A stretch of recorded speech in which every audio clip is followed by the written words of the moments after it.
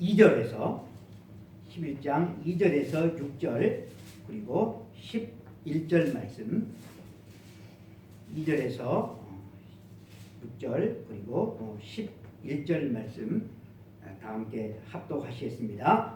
요한이 옥에서 그리스도께서 하신 일을 듣고 제자들을 보내어 예수께 여짜오되 오실 그이가 당신이오니이까 우리가 다른 일을 기다리오리이까.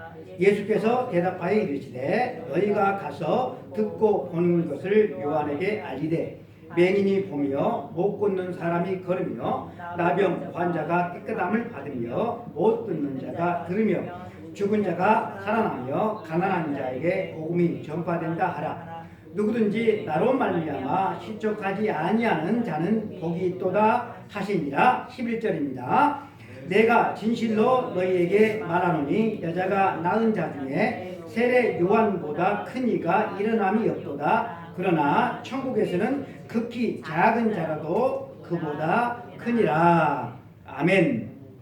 오늘 우리가 읽은 본문 말씀을 통하여서 메시아의 증표라라고 하는 제목으로 하나님께 주시는 말씀을 통해서 우리 모두가 은혜를 받았으면 좋겠습니다. 아멘.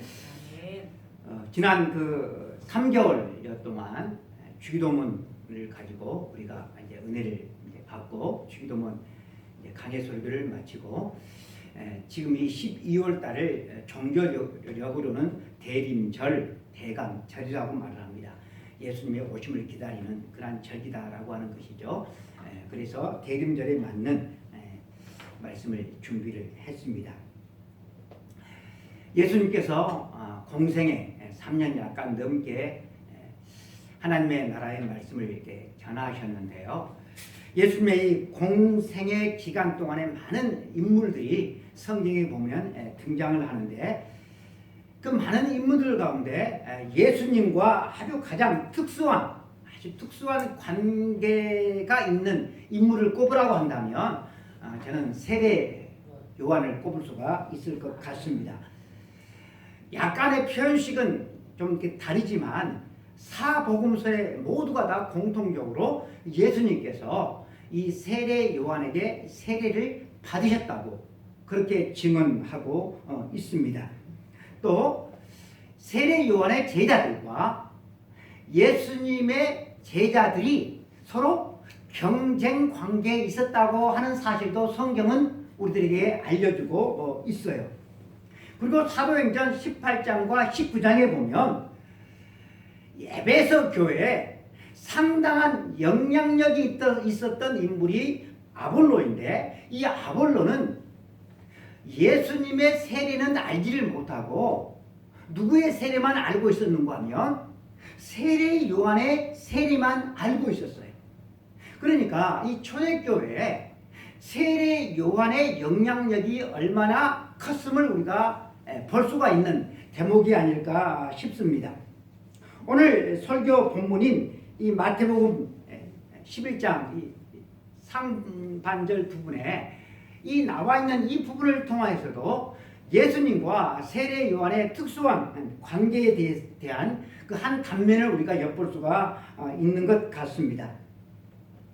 예수님께서 왕성하게 공생의 활동에 들어가셨어요. 그런데 그 때가 언제였는가 하면 세례 요한이 감옥에 갇힌 후였어요.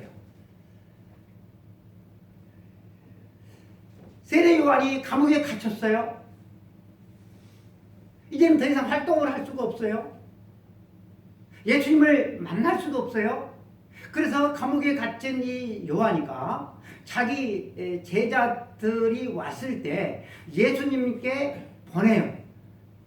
질문을 하기 위해서요. 그 질문이 뭔가 하면 오실 그이가 당신이입니까? 아니면 우리가 다른 사람을 기다려야 하겠습니까? 라고 하는 질문이었어요. 그러니까 이 질문은 뭔가 하면 당신이 진짜로 메시아입니까? 라고 하는 질문이었어요. 요한은 유대의 마지막 선지자라고 말할 수 있을 만큼 영적으로 아주 출중한 인물이었어요.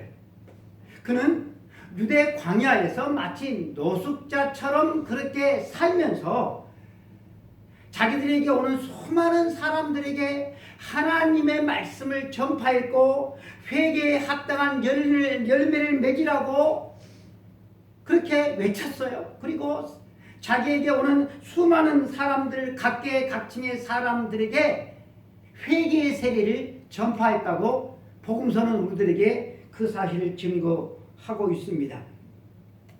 세례 요한이 제자들을 예수님에게 보내서 하게 했던 이 질문은 예수님 한 사람에게만 머무는 그런 질문이 아니라 우리 모든 사람에게 해당되어지는 질문 같습니다. 정말로 예수님이 메시아가 맞는가? 그 증거는 무엇인가? 라고 하는 것이죠. 이 질문은 지금도 끝나지 않고 있습니다. 우리가 예수님을 믿고서 우리의 삶이 죄와 사망에서, 죽음에서 참으로 해방된 자유로운 삶을 우리는 정말로 살고 있다고 말할 수가 있는가? 나는 예수 그리스도를 통해서 참된 안식과 자유를 경험하고 내 인생은 새로워졌다고 말할 수가 있는가?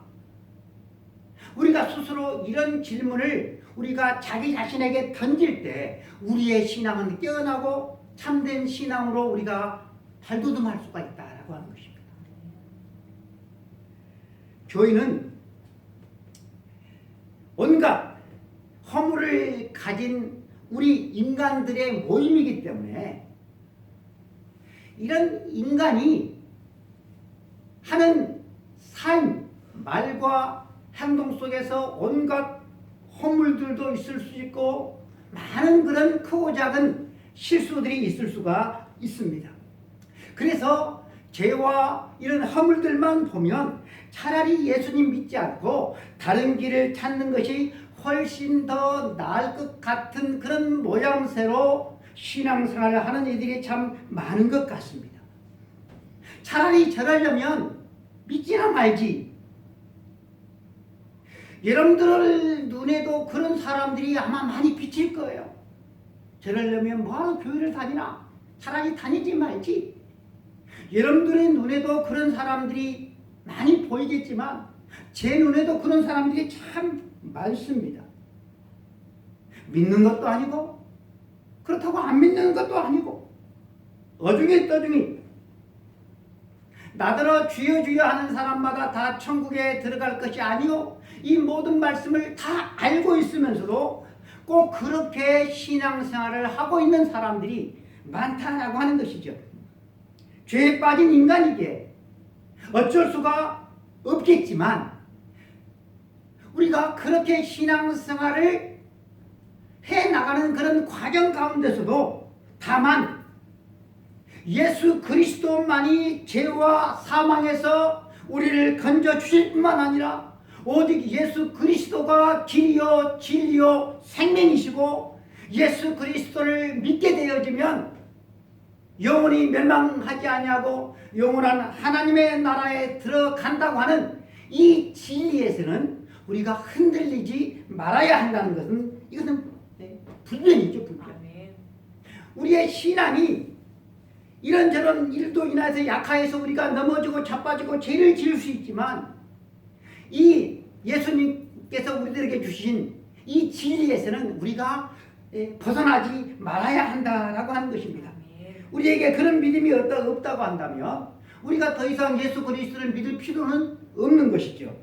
다른 일을 기다리오리까? 라고 하는 이 세례 요한의 질문에서 보는 것처럼 차라리 다른 길을 찾는 것이 이런 진리에 기반하지 않는 믿음이라고 한다면 다른 길을 찾는 것이 나을지도 모르는 일인 것입니다. 미국의 유명한 그 교회들 가운데 세들백 교회라고 하는 교회가 있어요. 릭 웨렌 목사님이 심호하시는 교회인데요.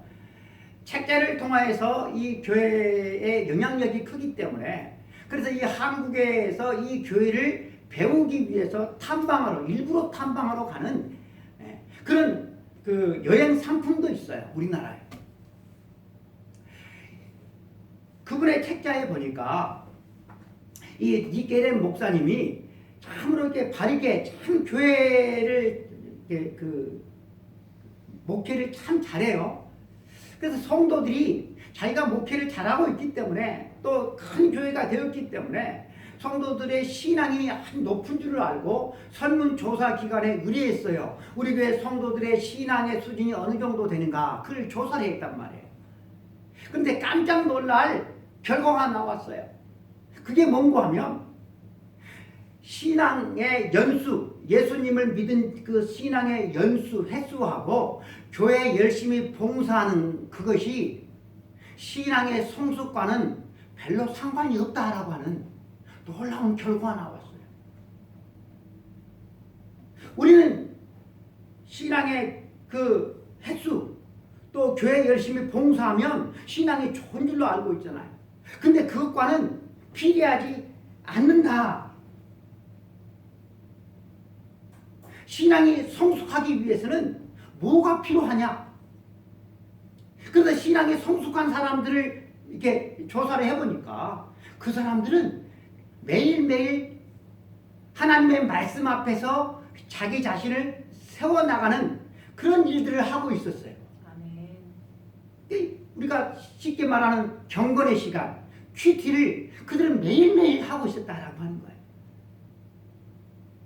이것이 없으면 아무리 교회 생활에서 봉사도 많이 하고 또 직분도 맡아서 뭐 이런저런 일들도 이렇게 하지만 그렇다고 해서 그들의 신앙이 좋아진 것은 아니었다라고 하는 것입니다. 그렇다고 한다면 우리 교회도 여러분들이 10년을 믿었던 아니면 평생을 여러분들이 믿었던 간에 여러분들이 하나님 말씀 앞에 나 자신을 세워나가는 그런 경건의 훈련들을 여러분들이 매일매일 하지 않는다고 한다면 여러분들의 신앙은 밑바닥이다라고 하는 것입니다. 아멘.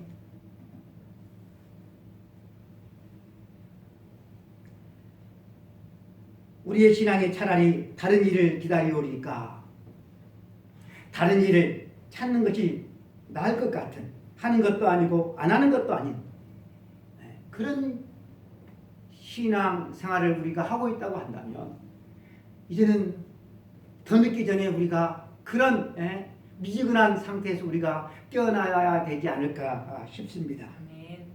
예수님은 세례 요한이 자기 자신 에게 제자들을 보내서 한 그 질문, 당신이 메시아입니까? 라고 질문을 했을 때 내가 메시아인지 아닌지 여기에 대해서 가타부타 그렇게 직접 대답을 하지 않으시고 이렇게 말씀을 하시죠. 너희가 가서 듣고 보는 것을 요한에게 알리라. 그 내용이 5절에 나와 있어요. 맹인이 보며 못 걷는 사람이 걸으며 나병 환자가 깨끗함을 받으며 못 듣는 자가 살아나며 죽은 자가 살아나며 가난한 자에게 복음이 전파된다 하라. 그러니까 초대교회 성도들이 볼 때 예수님의 삶과 인격에는 구약에 예언한 그런 메시아상, 구약의 많은 선지자들이 메시아는 이런 분이, 메시아에게는 이런 징표가 있다라고 예언을 해놨는데 그 메시아의 징표가 예수님에게 나타났다라고 하는 거예요. 그 징표가 뭡니까? 맹인, 못 걷는 사람, 나병 환자, 못 듣는 자, 죽은 자, 가난한 자 이런 사람들이 그 절박한 상황을 극복했다라고 말하는 것입니다. 이 6가지 징표가 나와요. 저는 이 6가지를 편의상 3가지 정도로 묶어서 여러분들과 말씀을 나누겠습니다. 첫 번째로 시각장애인과 청각장애인이 각각 보게 되어지고 듣게 된다고. 이것이 메시아의 징표라고 말씀을 하고 있어요. 그래서 여러분 우리는 복음서를 통하여서 예수님께서 이런 사람들을 많이 고치셨다는 사실을 우리가 보게 되잖아요. 그런데 여러분 이런 장애인들을 고치셨다라고 하는 것은 이것은 예수님에게만 해당되어 있는 것이 아니고 영적인 카리스마가 아주 강력한 인물들, 예를 들어서 구약의 엘리야와 엘리사 이런 두 선지자에게도 이런 일들이 일어났을 뿐만 아니라 또 예수님의 제자들도 이런 능력을 행했음을 우리는 성경을 통해서 확인해 볼 수가 있습니다. 복음서에서 말하는 예수님께서 행하신 수많은 기적들, 그 기적 그 자체, 그 사실 자체도 중요하지만 우리가 유념해야 될 것은 이것이 오늘날에도 반복되느냐, 반복되고 있지 않느냐, 이게 아니고 구약에 예언되어진 메시아의 증표가 누구에게 나타났다고 하는 거예요? 예수님에게 그대로 나타났다라고 하는 것입니다. 예수 그리스도로 말미암아 절망과 고통에 있던 사람들이 새로운 삶을 시작할 수 있게 되었다라고 하는 거예요. 여러분, 이 세상에 수십억의 사람들이 살고 있어요. 왔다가 지금 살고 또 쓰러지고 또 올 것입니다. 그런데 여러분, 이렇게 절망과 고통에 살던 사람들이 삶의 희망을 가지고 인생을 새롭게 시작할 수 있도록 그렇게 만들어주는 사람이 과연 이 지구상에 누가 있었느냐라고 하는 것이죠. 혹시 여러분들이 알고 있는 사람 있나요? 다른 한편으로 우리 모두가 다 근본적으로는 시각장애인이고 청각장애인이라고 하는 사실이 이게 여러분 참 중요해요. 우리는 본다고 하지만 실제로는 보지를 못하고, 우리는 듣는다고 하지만 실제로는 우리는 못 듣고 사는 경우들이 참 많습니다. 진리를 들을 수 있는 귀가 있어야 돼요. 진리를 볼 수 있는 눈이 있어야 돼요. 이게 참 중요한 것입니다. 당시에 바리새인들과 사두개인들은 예수님을 보았고 예수님의 말씀을 들었지만 그들은 보지 못했고 그들은 듣지를 못했어요. 겉으로는 그들이 종교 지도자들이었고 지식인이었지만 근본적으로는 그들은 맹인이었고 소경이었다는 사실입니다. 지금도 여러분들의 눈에, 우리들의 눈에는 많은 것들이 눈에 들어오잖아요. 그리고 지금 여러분들의 귀에 들리는 소리가 있잖아요. 그렇죠? 아무것도 들리지 않는 그런 상태가 여러분들은 아니잖아요. 우리의 귀에 들리고 우리 눈에 들어오는 것들이 있잖아요. 여러분, 우리는 들리고 또 보여지는 것을 통해서 내가 살아있다고 하는 사실을 우리는 느낄 수가 있어요.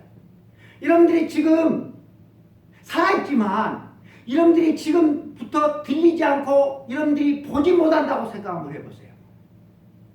여러분들이 살아있다고 생각하겠습니까? 우리는 보고 듣는 이것을 통해서 우리가 살아있음을 우리가 경험을 하는데, 그런데 우리가 우리가 이게 듣게 되는 것을 내가 당연한 것으로 우리가 생각한다고 한다면 우리는 거기서 구원을 경험하지를 못해요. 하나님의 은혜를 우리는 망각하고 있다라고 하는 거예요. 여러분, 우리가 보고 듣게 된 것이 어찌 여러분 당연한 일이 될 수가 있겠습니까? 청각장애인들의 언어는 듣지를 못하니까 말로 하는 것이 아니라 청각장애인들은 수화로 하죠. 손으로 말을 해요. 손가락을 부지런히 움직여서 그들은 소리 없는 말을 다른 사람에게 전합니다. 의사를 전달하기 위해서 우리는 말로 하지만 그들은 손가락으로, 눈으로, 표정으로, 온몸으로 그들은 의사를 전달합니다. 또 시각장애인들은 우리가 볼 수 있는 것을 볼 수 있는 눈은 없지만, 우리가 볼 수 있는 것을 볼 수는 없지만, 그러나 그들은 우리가 보지 못하는 것을 볼 수 있는 눈이 있어요. 그들은 소리에 묻어있는 온갖 소리들을 들을 수 있다고 말을 합니다. 우리는 보고 들을 수 있기 때문에 오히려 소리를 귀 기울여 듣지 않아요. 우리는 보고 들을 수 있기 때문에 듣기 전에 보는 것만으로 미리서 판단해버려요.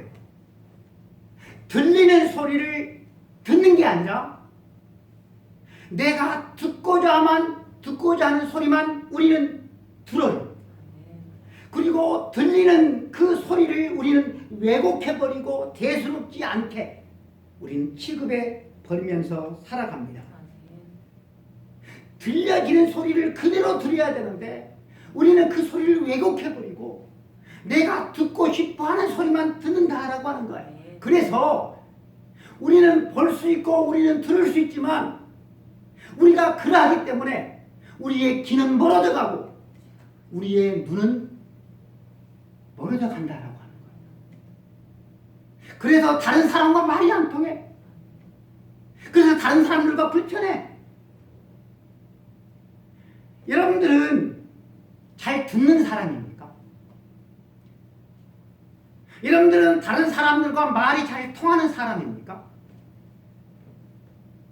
우리 교회 교인들 한번 생각 한번 해보세요. 누구와 여러분들이 말이 통합니까? 나는 말이 잘 통한다고 생각을 하지만 아니에요. 다 서로 말이 안 통한다고 생각하는 거예요. 부부간에도 자식간에도 말이 안 통한대. 말이 안 통한대.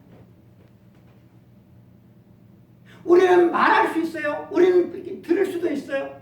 볼 수도 있어요. 그런데 다 우리가 소견이 되었고 맹인이 된다.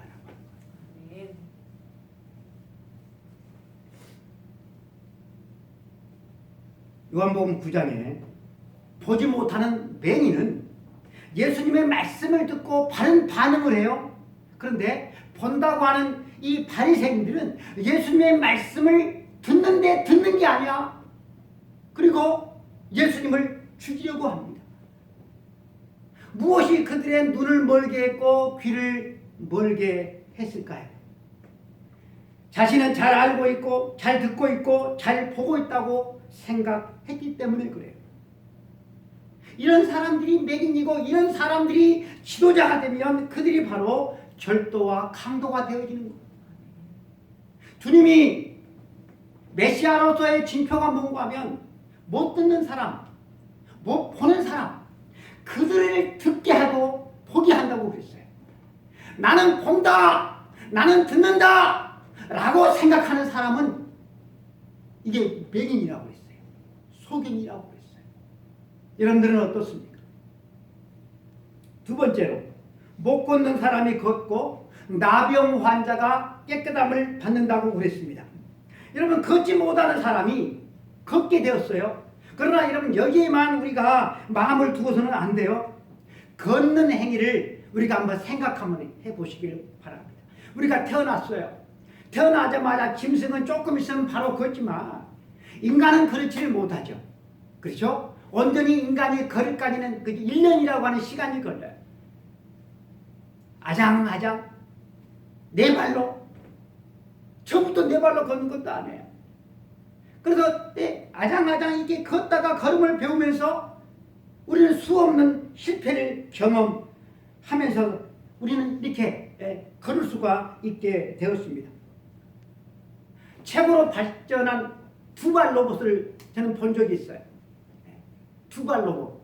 여러분 두발 로봇이 사람처럼 걷나요? 두발 이렇게 로봇이 최고로 발전한 로봇이에요. 그 걷는 모습이 얼마나 우스꽝스러운지는 몰라요. 보고 듣는 것이 여러분 당연한 것이 아닌 거죠. 여러분 우리가 두 발로 이렇게 걷는 것도 이게 여러분 당연한 것이 아니죠. 만약 어떤 사람이 내가 지금 매일매일 두 발로 내가 이렇게 걸어가고 있다. 이 걷는 이 자체만으로 거기에서 희열을 느낀다고 한다면 그 사람이 작은 단칸방에서 혼자 외롭게 살아도 그는 행복한 삶을 살아갈 수가 있습니다.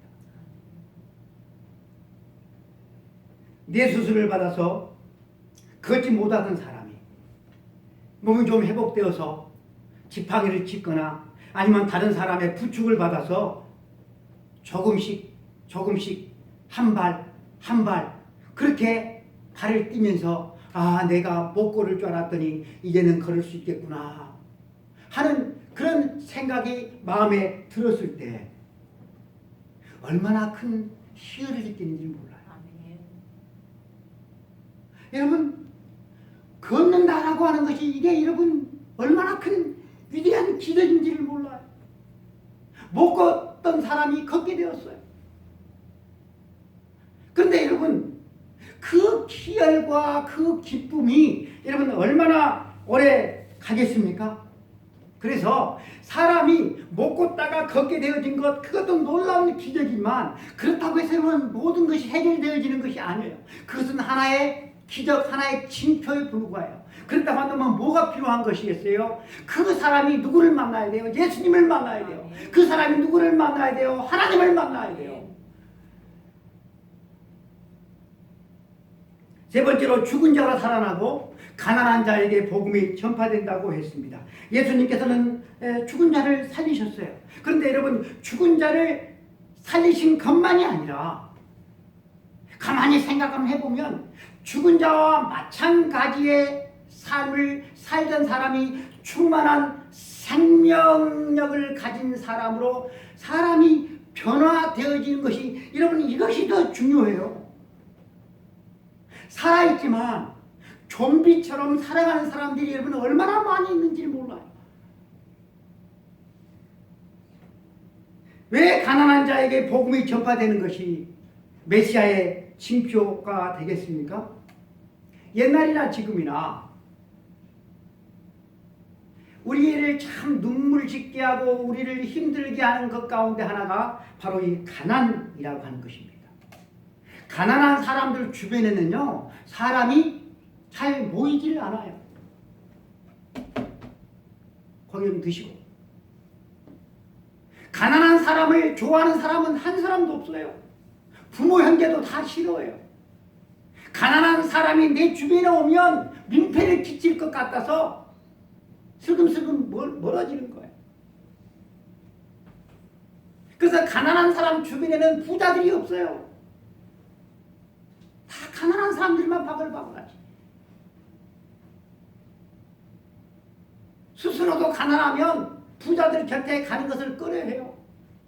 자격지심이 있어서. 저도 그렇더라고요.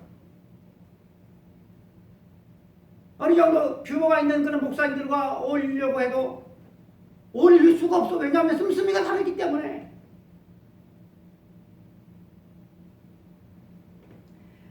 그런데 여러분, 가난한 자들에게 복된 소식, 복음이 전파되어졌어요. 그랬을 때 가난한 자들은 더 이상 자기 자신의 가난함으로 그들이 무너지지 않게 되었다라고 하는 것입니다. 이 복된 소식을 듣기 전에는 자기 자신을 자책했어요. 지질이 복도 없는 사람이라고 저주하며 살던 그런 인생들이 복음을 듣게 되어지고 믿게 되어지고 그러면서 참된 자유를 그들은 누렸어요. 가난해도 그것이 문제가 되지를 않았어요. 여러분, 하나님의 나라에 들어가는 데 있어서, 하나님의 나라의 삶을 살아가는 데 있어서 돈이 필요한 것은 아니잖아요. 우리가 숨을 쉬는데 돈 주고 숨을 쉽니까? 그게 아닌 것처럼 하나님의 나라에 들어가고 하나님의 나라의 삶을 사는 데 있어서 여러분 돈이 필요한 게 아니에요. 복음은 먼저 가난한 사람들에게 전파되어졌어요. 이 복음을 통해서 그들은 자기 자신의 가난을 저주하지도 않았고 그걸로 자책하지도 않게 되었어요. 여러분, 이 말이 내가 여러분들이 가난하다고 한다, 아이고 그 목사님 그것은 너무나 비현실적으로 들리네요. 혹시 그렇게 생각하시는 분 있습니까?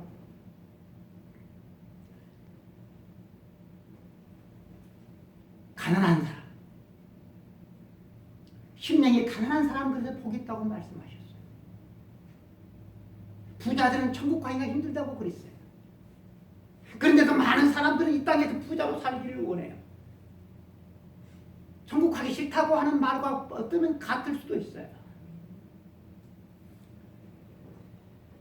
예수님은 요한의 제자들에게 메시아의 징표에 대해서 말씀을 하신 뒤에 6절에서 아주 우아한 말씀을 하나 덧붙이시는데 그게 뭔가 하면 누구든지 나로 말미암아 실족하지 아니하는 자는 복이 있도다 라고 말씀을 해요. 여러분, 이 예수님의 말씀을 예수님의 마지막 운명과 연결되어서 우리가 생각해 보면 예수님께서 왜 이 말씀을 하셨는지 알 수가 있습니다. 예수님의 마지막 운명은 뭐였습니까? 십자가의 처형이었잖아요. 여러분, 십자가에서 비참하게 죽으시는 것이 예수님의 마지막 운명이었어요. 주님은 겟세마네 동산에서 이 자기 자신의 이 마지막 운명을 놓고 그 십자가의 죽음을 물리치게 해달라고, 피해가게 해달라고 하나님 앞에 얼마나 땀방울이 물방울이 빗방울이 되듯이 기도했는지 우리가 알잖아요. 예수님은 십자가에 달리셔서 엘리 엘리 라바 사박다니, 나의 하나님 어찌하여 나를 버리십니까? 라고 절규하면서 기도하셨어요. 여러분, 이렇게 십자가 처형은 당시의 로마법이나 아니면 유대법이나 다 하나님으로부터 버림을 받고 하나님에게 저주를 받은 죽음이 바로 십자가의 죽음이었어요. 그런데 예수님께서 그 저주의 죽음, 십자가에서 주님께서 죽으셨어요. 여러분, 이런 말미암아 실족하지 않을 사람이 과연 누가 있겠습니까? 예수님을 떠난 사람도 있었지만 그래도 예수님이 메시아라고 그렇게 굳게 믿던 그런 사람들도 있었는데, 십자가의 죽음은 하나님으로부터 저주받아서 죽는 죽음인데 그 메시아가 저주받아 죽거든요. 이 사실 앞에서 실족하지 않을 사람이 여러분 누가 있겠습니까? 가장 억울하고 저주스러운 그 죽임을 당했던 예수님의 이 저주스러운 마지막 운명에 누가 개입을 하셨습니까? 하나님께서 개입을 하셔서 죽은 지 3일 후에 하나님께서 아들 예수님을 부활시키시잖아요.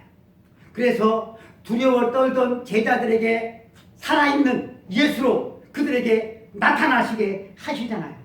그래서 예수 그리스도의 운명, 마지막 운명은 저주스러운 십자가에서 죽는 것으로 끝난 것이 아니라 사망의 권세를 깨뜨리시고 하나님의 영원한 생명으로 부활하셔서 제자들에게 그리고 우리들에게 나타나셨다라고 하는 거예요. 예수 그리스도의 부활은 사망의 능력의 폐기를 의미하는 것입니다. 그래서 예수 그리스도를 믿는 사람들은 더 이상 죽음을 두려워하지 않게 되었습니다. 여러분, 예수 그리스도를 믿는 사람들은 죽음조차도 소망이고 죽음조차도 영광이 되는 것입니다. 여러분들은 예수 그리스도를 믿음으로 말미암아 이 죽음의 두려움에서 벗어나서 천국 소망을 가지는 하나님의 거룩한 백성들이 되었습니까? 예수님께서 세례 요한의 제자들을 보내시고 난 다음에 아주 중요한 말씀을 이어가셨어요. 여러분, 세례 요한은 지금 옥중에 갇혀 있어요. 그리고 이제 얼마 후에 헤롯 왕에 의해서 교수형에 처해지죠. 그런데 예수님도 3년 정도 뒤에 십자가형에 처해지잖아요. 형편이 같아요. 거의 비슷해요. 예수님께서 요한에 대해서 무슨 말씀을 하셨는가 하면 여자가 낳은 자 중에 세례 요한보다 큰 이가 일어남이 없다. 극찬을 하셔요. 그리고 그 다음 말씀이 더 중요해요. 그러나 천국에서는 극히 작은 자라도 그보다 크다라고 말씀해요. 천국, 헬라어로 바실레이아, 하나님의 나라.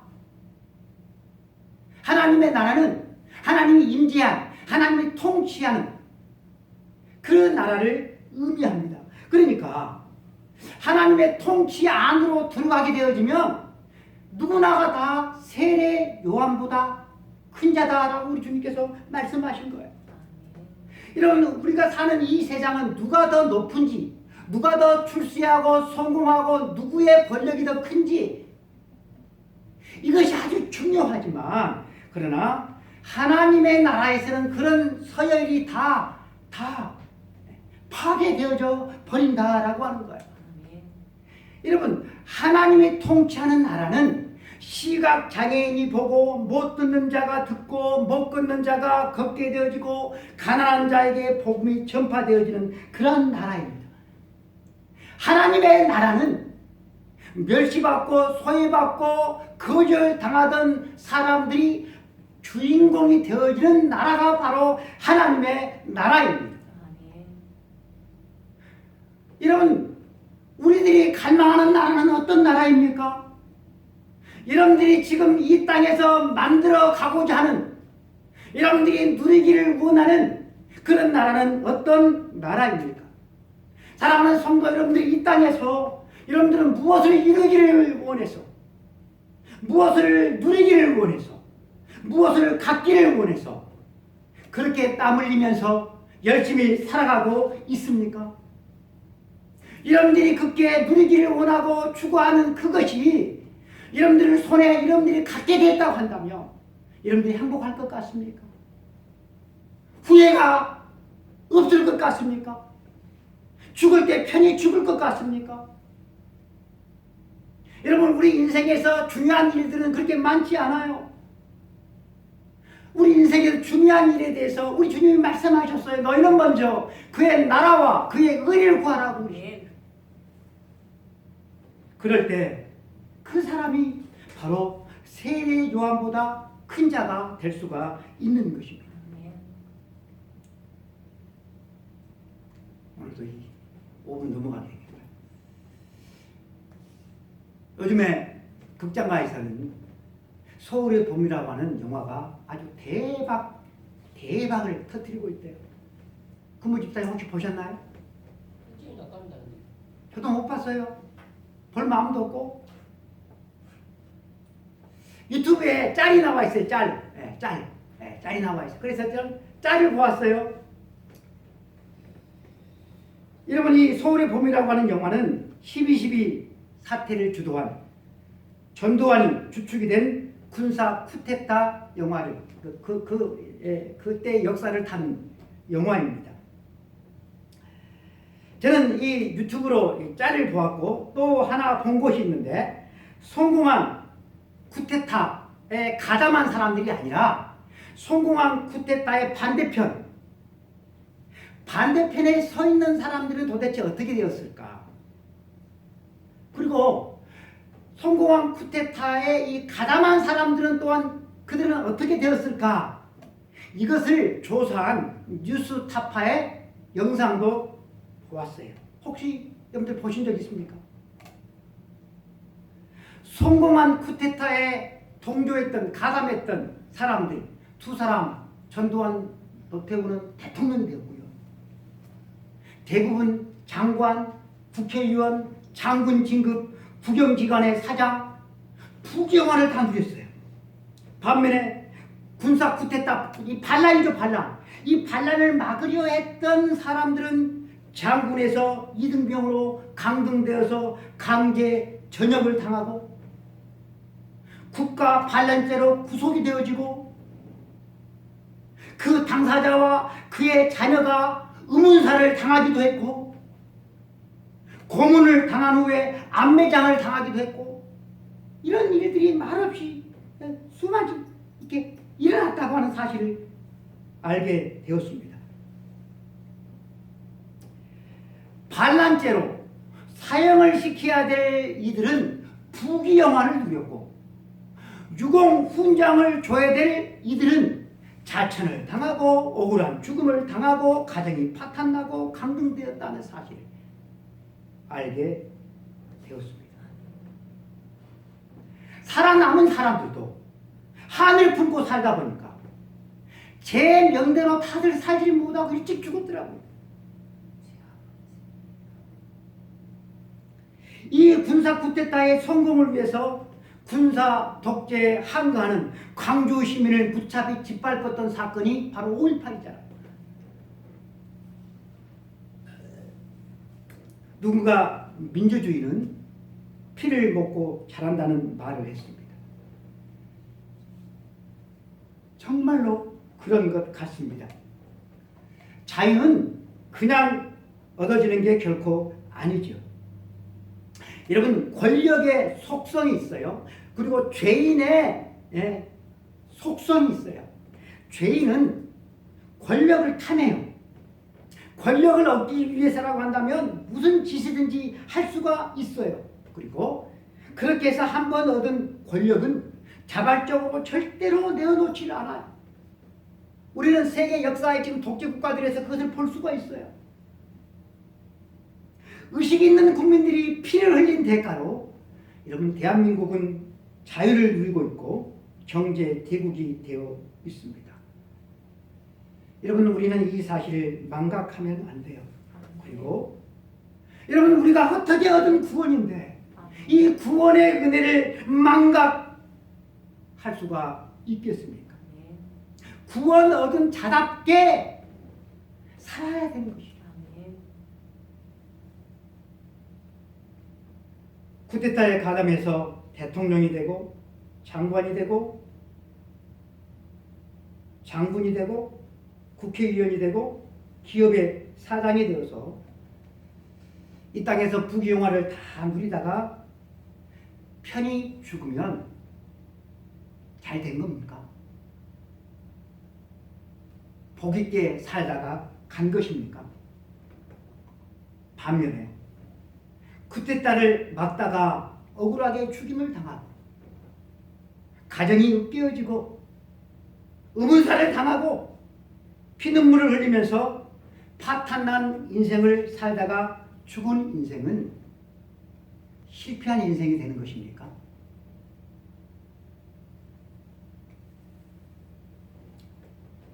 여러분 예수님께서 어떻게 사시다가 어떻게 죽으셨습니까?